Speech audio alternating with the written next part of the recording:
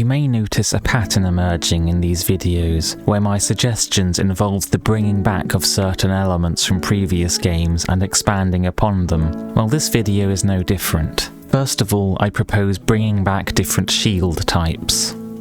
Large shields like tower shields and kite shields, medium shields like round shields and heater shields, and small shields like targes and bucklers.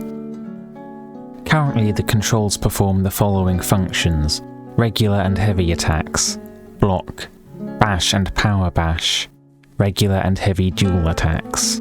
In this video I will expand this list by proposing a parry and a quickstep, and generalize dual attacks into alternative attacks so that all weapons have larger movesets. It also wouldn't hurt to bring back jump attacks.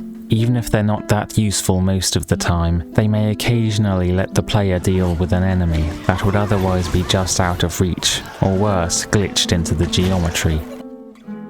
The block button raises the shield, and holding it keeps it raised. However, doing so should cause the enemy AI to do more power attacks, in order to blow through the player's guard and stamina.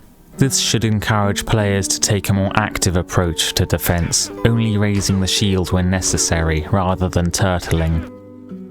The bash deals little damage and potentially stuns an enemy, or at least interrupts their attack.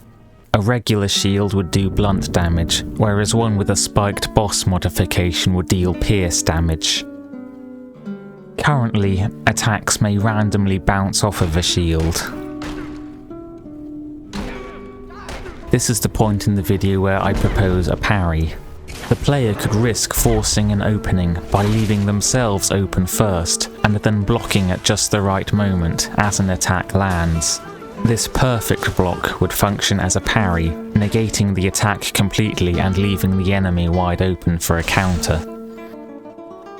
In addition to blocking, bashing and parrying, could be the introduction of a quickstep, similar to Oblivion's rolls and backflips. This would be performed by jumping in a direction while blocking.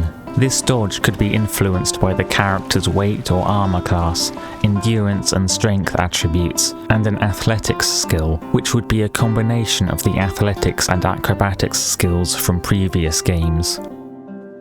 There's also the possibility of adding an extra attack or two by pressing or holding both weapon buttons at the same time, as is the case with dual-wielding. Expanding the movesets for weapons like this would allow for flashier play, and also allow for some weapons to deal more than one type of damage by performing different attacks, such as a thrust with a poleaxe to do pierce damage, or a swiping with a spear to deal cut damage. Large shields would have the highest guard break threshold, the lowest stamina cost for blocking, and the highest chance for attacks to bounce off the shield. However, they would also be the heaviest, being slower to raise, and having smaller windows for parries. Their bashes would deal more health and poise damage, but also be slower and cost more stamina. Inversely, small shields would be light and nimble, with larger parry windows, but would have less damage reduction, lower guard break thresholds, and would cost more stamina to block attacks with. Their bash attacks would be weak, but fast and cheap. This would be where spiked shield bosses would shine. Medium-sized shields would serve as a general all-rounder.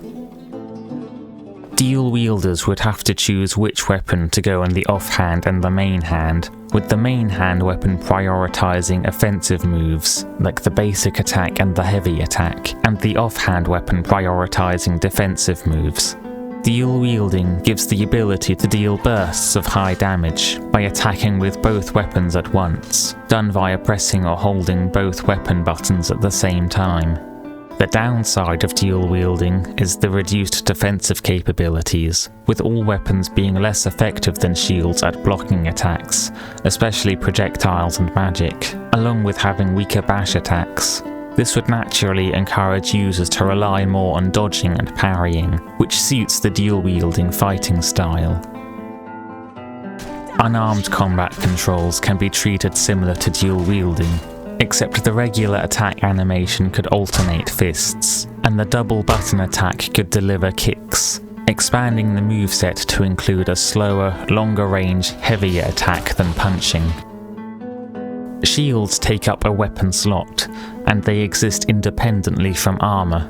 Armour is worn to passively reduce incoming damage, where shields are a tool to be actively wielded to reduce attacks down to mere chip damage, so I classify them as a weapon rather than armour.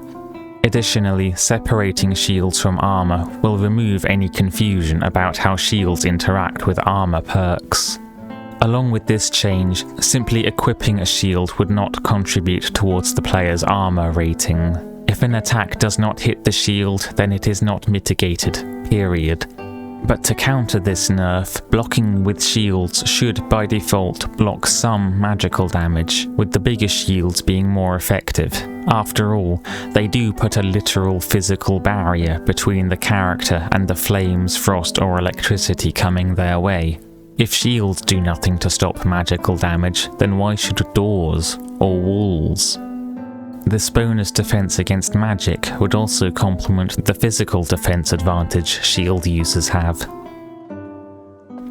In the crafting menu, you would select weapons, shield, type, variants, and the material.